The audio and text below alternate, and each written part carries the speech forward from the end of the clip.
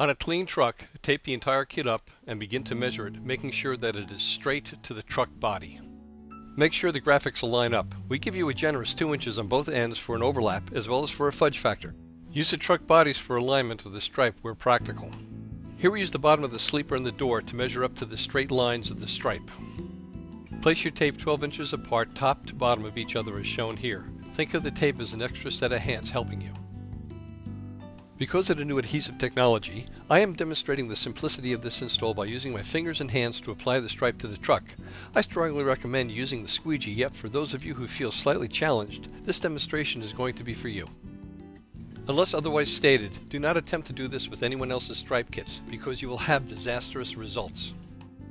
Once the stripe is straight and set up, we start the installation from the sleeper back to the air fairing. Tape the driver's side door section back and separate the back liner from the stripe up to the tape. Make sure the tape is 3 to 4 inches behind the bend in the sleeper.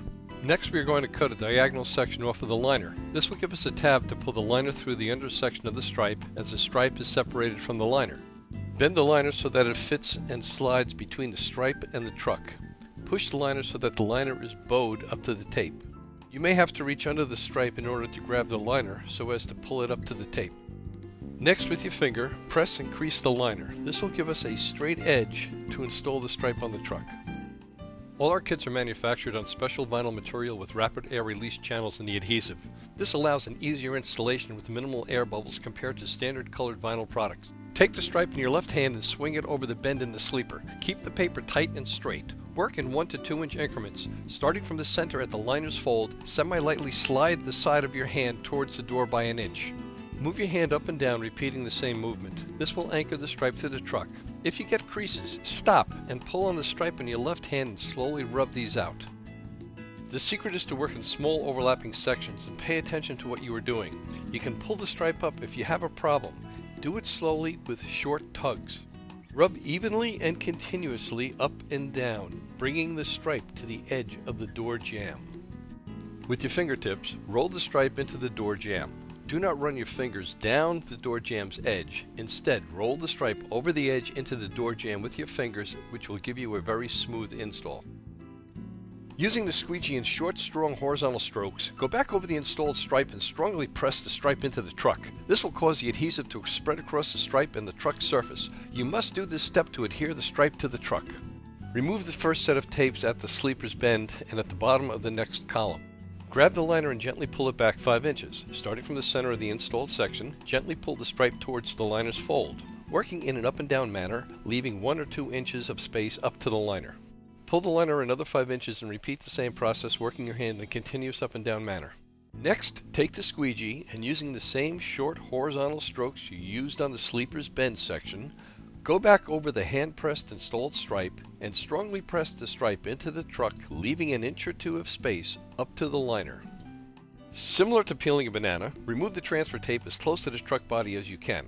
I want to show you that the material we use for our stripes would allow you to get a pretty clean install. In just using my hands and the squeegee, I did not get any air bubbles. Onto the cargo door. Make sure the stripe is taped securely behind the cargo door and before and after the air fairing. Advance the liner over the cargo box and push the stripe into the contours of the frame in the box. Notice that the liner is halfway over the cargo door, keeping the stripe raised off of the truck. Slowly push the stripe into the rubber molding on and around the door. Use your fingers to help fit the stripe into these contours. Push all wrinkles to the outside edge and watch what you are doing. Here I cut the stripe by lightly cutting onto the rubber molding, which releases tension on the stripe. Rub the rest of the stripe down and cut the stripe on the molding. Work the stripe into the molding and trim the excess with a razor. Be sure to open the cargo door and fold any excess into the cargo door jamb.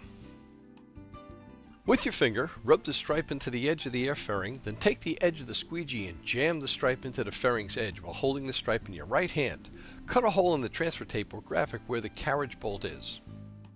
Now swing the stripe over the air fairing and using your finger, rub the stripe down just past the carriage bolt. Then take your finger and rub the rest of the stripe down, going over it as before with the squeegee. With the squeegee, jam the stripe into the joint between the rubber air fairing and the air fairing's edge. Trim right into that joint, remove transfer tape, inspect for air bubbles, and you're done. Now on to part 2, door and hood installation.